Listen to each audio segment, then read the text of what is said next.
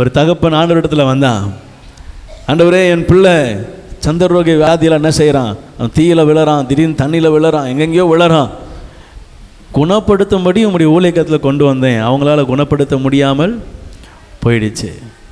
உம்மிடத்துலையாவது விடுதலை கிடைக்கணும் உண்மை நம்பி என்ன செஞ்சுருக்கிறேன், வந்திருக்கிறேன். உடனே ஆண்டவர் கேட்குறாரு, இதை செய்ய எனக்கு வல்லமை உண்டென்று நீ விசுவாசிக்கிறாயா?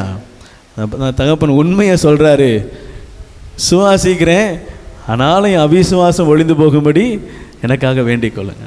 எப்படி வேண்டிக்கணுமா? விசுவாசிக்கிறேன், ஆனாலும் கொஞ்சம் அவிசுவாசம். அல்லேலூயா, ஆமென். யாராவது அப்படி இருக்கிறீங்களா? விசுவாசிக்கிறேன், ஆனால் ஏதோ ஒன்று நடக்குமா நடக்காதான்னு ஒரு சந்தேகம் இருக்குது. அப்படி யாராவது இருக்கிறீங்களா? அப்படி இருக்காதீங்க. அல்லேலூயா. அவன் நேராக போய் ஆண்டவர்கிட்ட அப்படி சொல்லியிருந்தான்னு வச்சுக்கிங்களேன், ஆண்டவர் விசுவாசி பின்பதாக அற்புதம் செய்கிறேன்னு சொல்லி அனுப்பிச்சிருப்பார். அவன் சீஷர்கிட்ட போயிட்டு அங்கே இவருடைய சீஷனால் குணப்படுத்த முடியலன்றதுனால தான் அந்த அவிசுவாசம் என்ன செய்யுது, அவனுக்குள்ளே வருது. அதனால தான் அவன் முன்னாடி அற்புதத்தை செய்து அவன் அவிசுவாசத்தை நீக்குகிறார். அல்லேலூயா, அல்லேலூயா. ஆண்டவரிடத்தில் விசுவாசம் உள்ளவனாக இரு அப்படின்னு தான் ஆண்டவர் என்ன செய்கிறாரு, கற்றுக் கொடுக்கிறார்.